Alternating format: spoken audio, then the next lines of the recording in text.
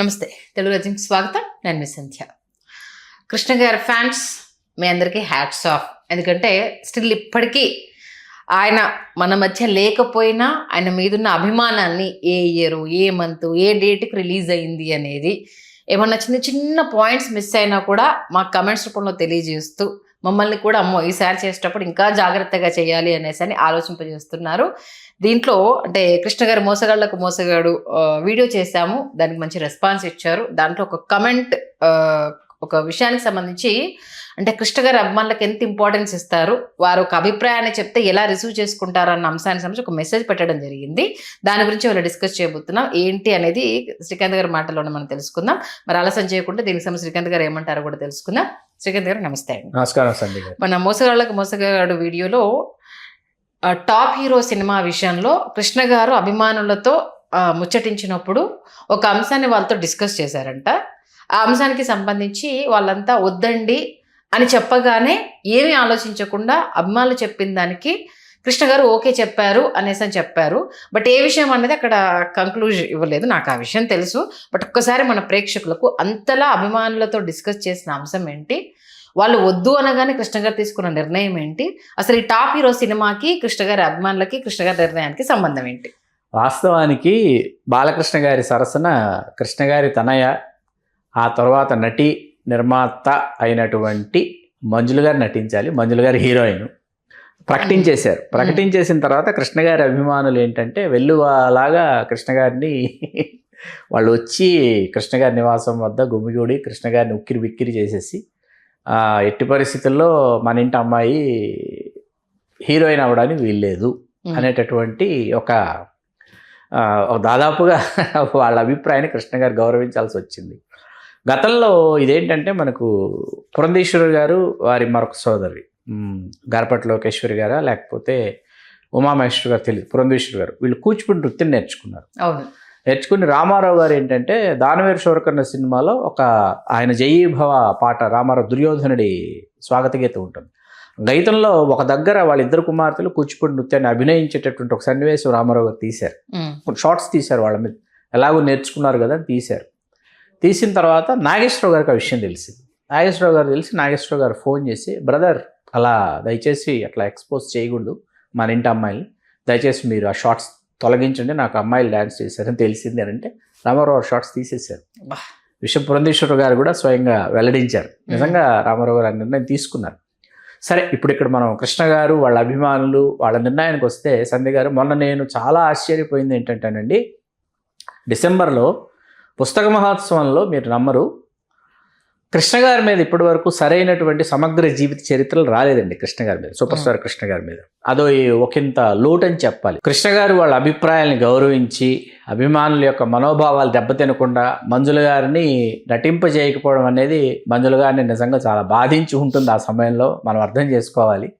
కాకపోతే అభిమానుల నిర్ణయాన్ని గౌరవించి మంజుల గారు తప్పుకోవడం, సౌందర్య గారు ఆ స్థానంలోకి రావడం చకచకా జరిగిపోయాయి. అయితే మంజుల గారిలో ఉన్నటువంటి అభినవేశం ఏదైతే ఉందో, మంజుల గారిలో ఉన్నటువంటి సృజనాత్మకత, ఆ ప్రతిభ ఏదైతే ఉందో, ఖచ్చితంగా ఆవిడ నిర్మాత అవ్వాలి, నటిన అవ్వాలి, నన్ను నేను నిరూపించుకోవాలి, మా రమేష్ బాబు మా మహేష్ బాబు మాత్రమే కాదు, నాలో కూడా నాన్నగారి రక్తమే ప్రవహిస్తోంది కదా, నేను కూడా నాన్నగారి వారసురాలనే కదా, నేను కూడా నటించాలన్న ఆవిడ ఆలోచనని షో సినిమా ద్వారా ఆవిడ నిరూపించుకోవటం, నీలకంఠ గారి దర్శకత్వం వహించటం, అలా వారికి సమీప బంధువు అయినటువంటి జమదగ్ని సినిమా నిర్మించినటువంటి నిర్మాత చుక్కపల్లి వేణుగారు అనుకుంటా, చుక్కపల్లి వేణుగారు ఆ సినిమా నిర్మించడం, అంటే మంజుల గారు కూడా ఒక నిర్మాత. షో సినిమా ఇవాళకి తెలుగు సినిమాకి జాతీయ స్థాయిలో ఉత్తమ స్క్రీన్ ప్లే పురస్కారాన్ని తీసుకొచ్చినటువంటి సినిమాగా చరిత్రలో ఇవాళకి షో సినిమా నిలబడిపోయింది. అట్లా మంజుల గారిని కథానాయికగా నటింపచేయకూడదు అన్న కృష్ణ గారి అభిమానుల యొక్క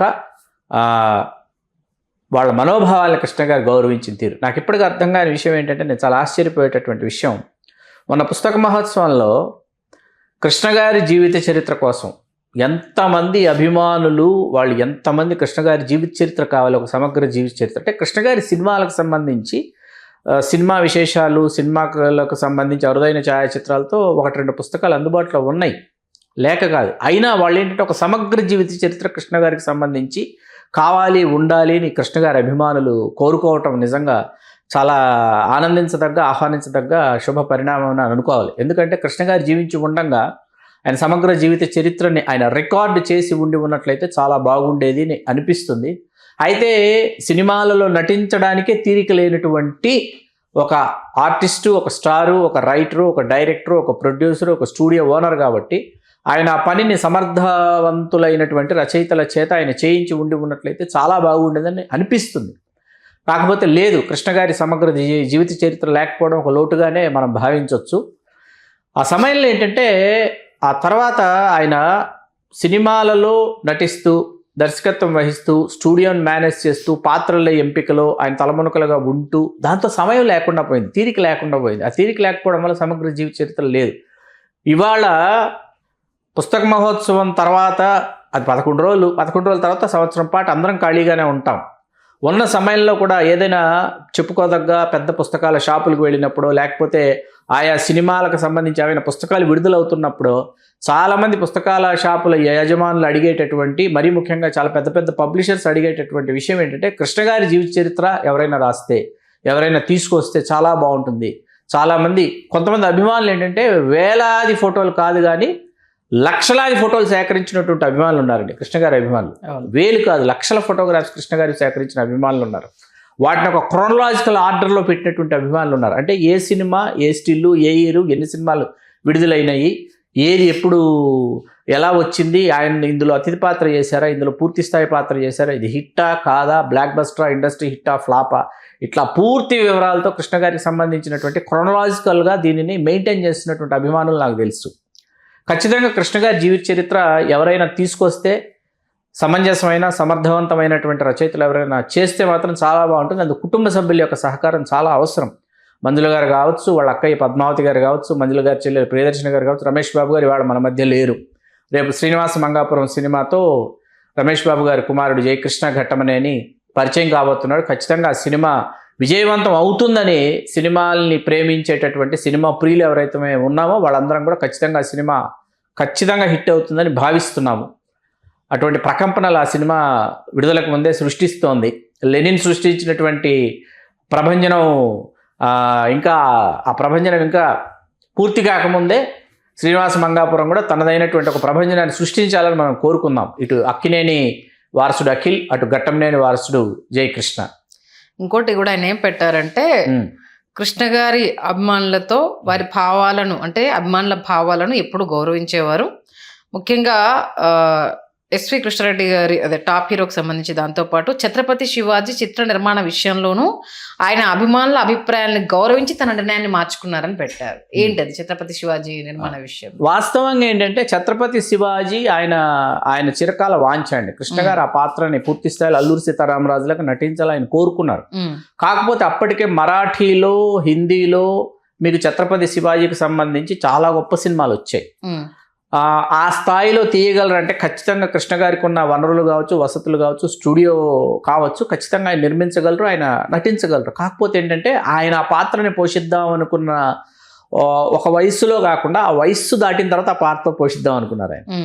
అందులో భాగంగానే కృష్ణ గారు ఏం చేశారంటే నంబర్ 1 సినిమాలో ఎస్వి కృష్ణారెడ్డి గారు దర్శకత్వం వహించిన నంబర్ 1 సినిమాలో, ఆ తర్వాత ఇంకొక సినిమాలో కూడా, మరొక సినిమాలో కూడా కృష్ణ గారు ఛత్రపతి శివాజీ గెటప్ వేసుకుంటారు, కనిపించినప్పుడు ఏంటంటే లుక్ వైజ్ కావచ్చు, ఆయన వాకింగ్ దీనిలో కావచ్చు, వయసు మీద పడింది అనేటటువంటి ఒక విషయం అర్థమవుతుంది.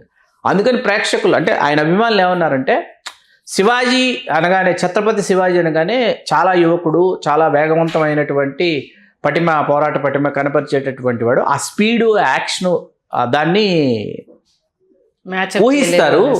ఆ ఊహించేటప్పుడు ఏమవుతుందంటే ఎక్కడో అది లోపిస్తుంది అన్న నిర్ణయాన్ని కూడా కృష్ణ గారు దానిని అంగీకరించారు. అయితే వాళ్ళు కృష్ణ గారిని కోరింది ఏంటంటే, మీరు పూర్తి స్థాయిలో పూర్తి నీడు ఉన్నటువంటి సినిమా ఛత్రపతి శివాజీ కథాంశంతో చేయకపోయినా, అప్పటికి మహేష్ బాబు గారు హీరో కాల, భవిష్యత్తులో మహేష్ బాబు గారితో చేయించి మీరు ఆ కోరిక తీర్చుకోండి అని చెప్పారు.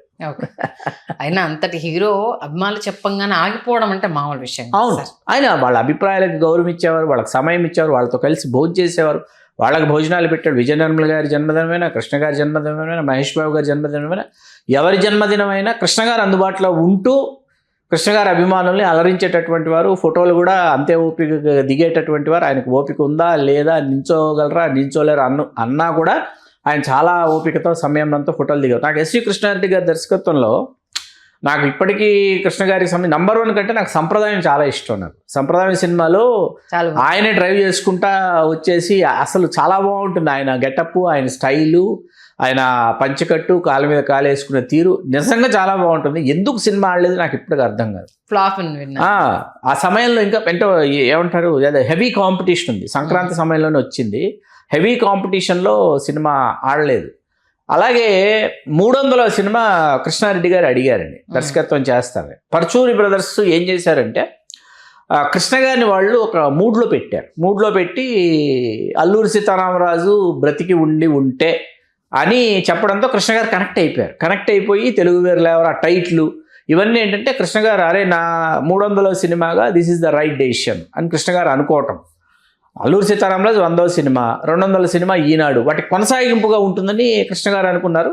యాక్చువల్లీ డైరెక్టర్స్ ఈవి సత్యనారాయణ గారు రాంగ్ చాయిస్ ఈ సినిమా. తెలుగు వేరు లేవరాకి ఈవి సత్యనారాయణ గారు రాంగ్ చాయిస్. ఈవి సత్యనారాయణ గారు ముందు కృష్ణ గారితో చెప్పింది కూడా హెవీ కథాంశంతో వద్దు, ఇప్పుడు చూడటం లేదు, ఒక lighter vein out and out comedy సినిమాతోనో ఫ్యామిలీ సినిమాతోనో వెళ్దాము అని అంటే కృష్ణ గారు లేదు, పర్చూరి బ్రదర్స్ చెప్పారు కదా ఇది చేసేద్దాం, నాకు చేసేయాలని ఉందంటే కృష్ణ గారు 300వ సినిమాకి దర్శకత్వం వహించాను అనేటటువంటి ఘనత కోసం ఈవి గారు ఫ్లాప్, అట్టర్ ఫ్లాప్. అసలు ప్రారంభోత్సవం అండి, కృష్ణ గారి అభిమానులు పద్మాలయ స్టూడియోస్లో కనీ వినేరు వేలాది మంది అభిమానుల మధ్య ఎన్టీ రామారావు గారు, అక్కినేని నాగేశ్వరరావు గారు వచ్చి ఒకరు క్లాప్, ఒకరు స్విచ్ ఆను. ప్రారంభోత్సవం మామూలు విషయం కదా, నభూతన భవిష్యత్తు. ఇంకోటి ఏంటంటే కమింగ్ డేస్లో కృష్ణ గారి all time record cinema Alluri Sitaramaraju గారి గురించి కూడా ఈగర్గా వెయిట్ చేస్తున్నారు. కమింగ్ డేస్లో దాని గురించి కూడా అనేక విషయాలు మన ప్రేక్షకులకు తెలియజెప్దాం.